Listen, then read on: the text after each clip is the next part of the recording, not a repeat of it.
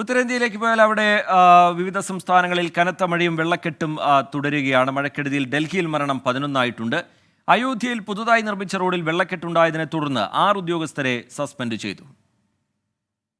ഡൽഹി സമയപൂർ ബദലിൽ കനത്ത മഴയെ തുടർന്നുണ്ടായ വെള്ളക്കെട്ടിൽ കളിക്കാനിറങ്ങിയ കുട്ടികളാണ് മുങ്ങിമരിച്ചത്.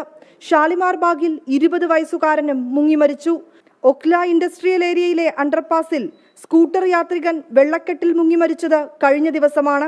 ഇതോടെ മഴക്കെടുതിയിൽ ഡൽഹിയിൽ മരിച്ചവരുടെ എണ്ണം 11. അയോധ്യയിൽ പുതുതായി നിർമ്മിച്ച റോഡിൽ വെള്ളക്കെട്ട് രൂപപ്പെട്ടു. റോഡിന്റെ പലയിടങ്ങളും തകർന്നു.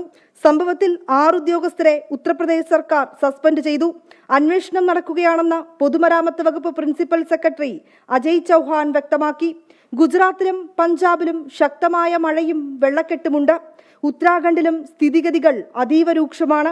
ഹരിദ്വാറിൽ മിന്നൽ പ്രളയത്തിൽ നിരവധി വാഹനങ്ങൾ ഒഴുകിപ്പോയി. വീടുകൾക്കും കേടുപാട് സംഭവിച്ചിട്ടുണ്ട്. പലയിടങ്ങളിലും വെള്ളക്കെട്ട് രൂപപ്പെട്ടു. ഗംഗാ നദിയുടെ തീരത്ത് താമസിക്കുന്നവർക്ക് ജാഗ്രതാ നിർദ്ദേശം നൽകിയിട്ടുണ്ട്.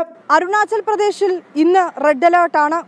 ഡൽഹി, UP, മഹാരാഷ്ട്ര, പഞ്ചാബ്, ഉത്തരാഖണ്ഡ്, ഹിമാചൽ എന്നീ സംസ്ഥാനങ്ങളിൽ ഓറഞ്ച് അലേർട്ടും പ്രഖ്യാപിച്ചിട്ടുണ്ട്.